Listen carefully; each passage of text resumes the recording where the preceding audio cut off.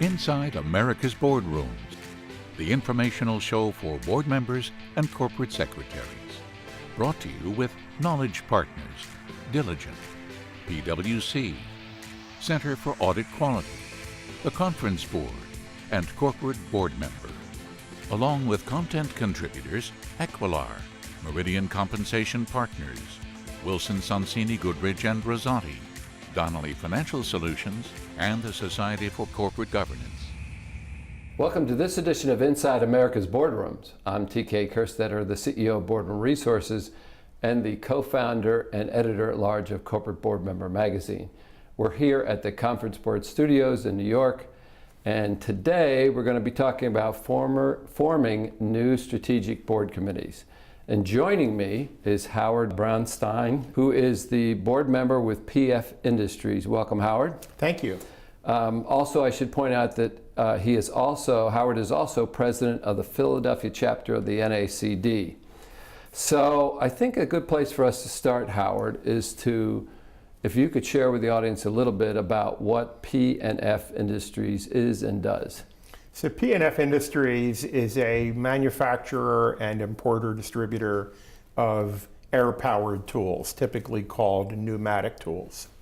And we sell our tools either under a brand name or as private label through a retailer.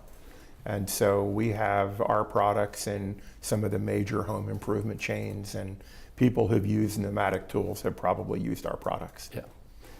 So this topic about strategic board committees on the show, we have actually spent a fair amount of time talking about sort of creative committees that boards have formed that are meaningful for that type of business.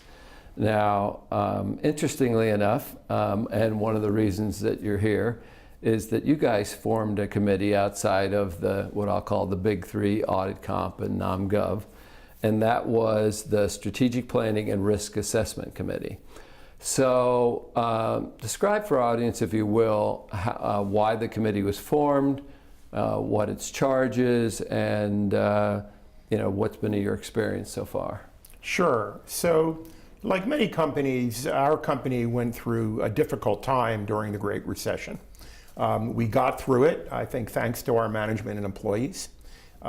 And having come through it, we realized, okay, it's a new day. The world has changed a bit. We've got a new bank at our back helping us. Maybe it's time to reassess what we're up to, what our strategy is, and what we should be planning to do in the next several years.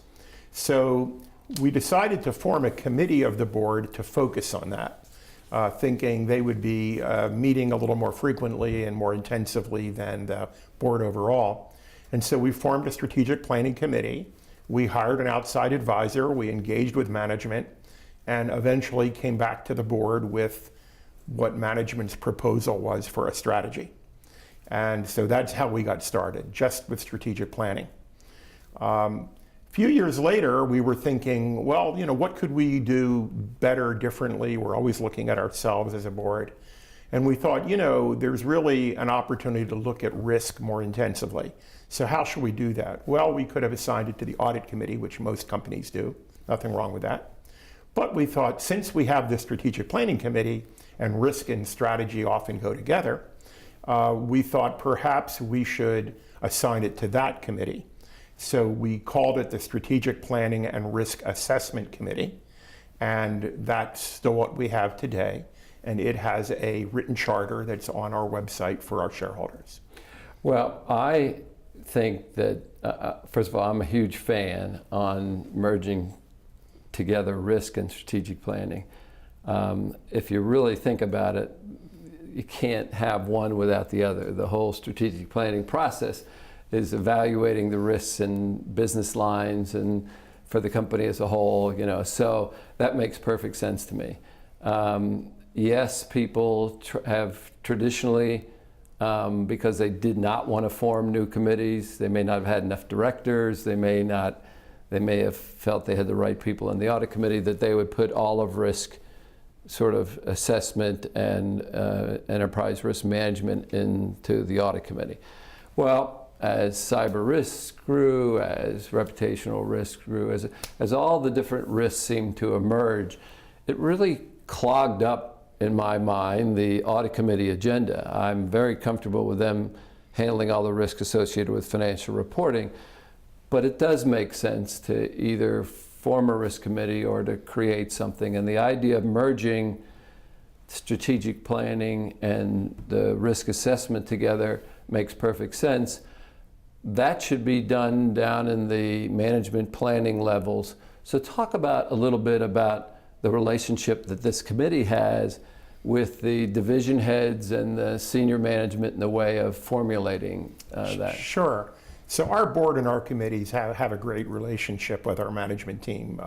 We interact with them a lot. They're available to us when we ask them a question. If they don't know the answer, they go find out.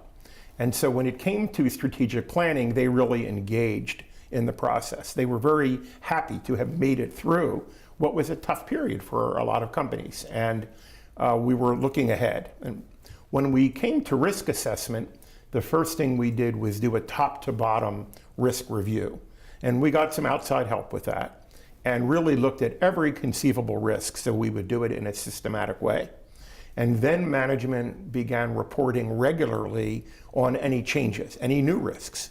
You know, if we invest in a company with an operation overseas, which we have, well, there's some new risks for you. If we invest in a company that might be regulated differently, new risks.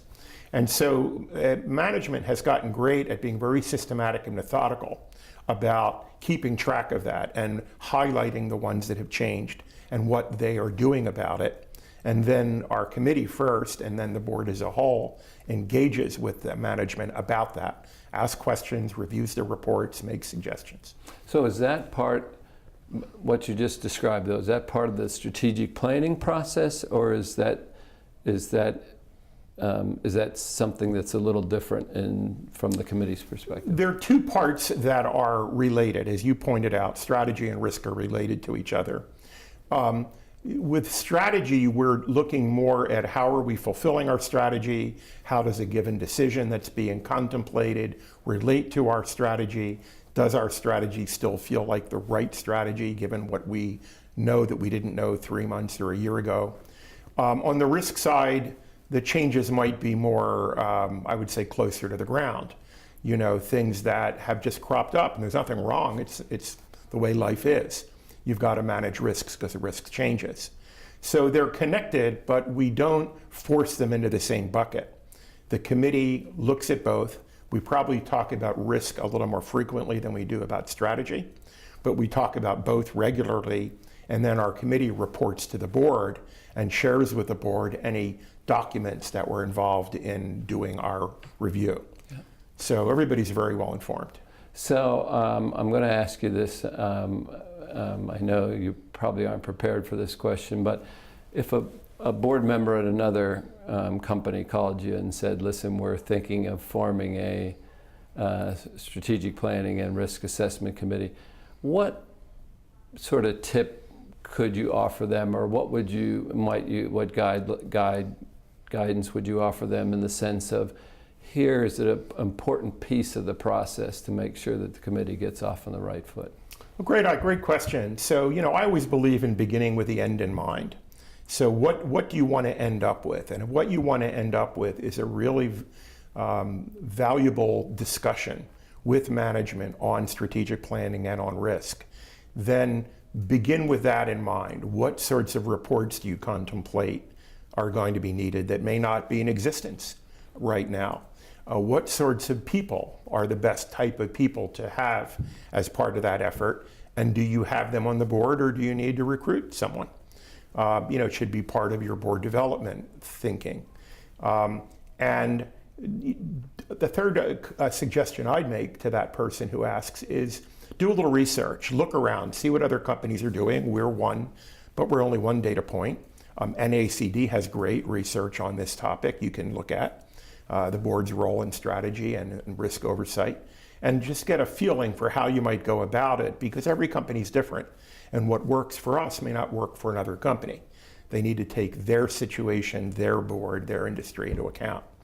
But I think it's a great question that companies should ask, and in organizations like NACD, there's a lot of peer exchange. Yeah. So Howard Brownstein, thank you for joining us. You're welcome. I appreciate you taking the time. And that will conclude this edition of Inside America's Boardrooms.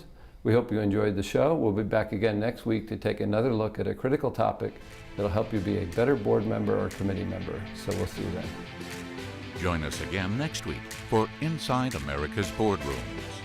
Brought to you with knowledge partners Diligent, PwC, Center for Audit Quality, the Conference Board, and Corporate Board Member. Along with content contributors Equilar, Meridian Compensation Partners, Wilson Sonsini Goodrich and Brazotti, Donnelly Financial Solutions, and the Society for Corporate Governance.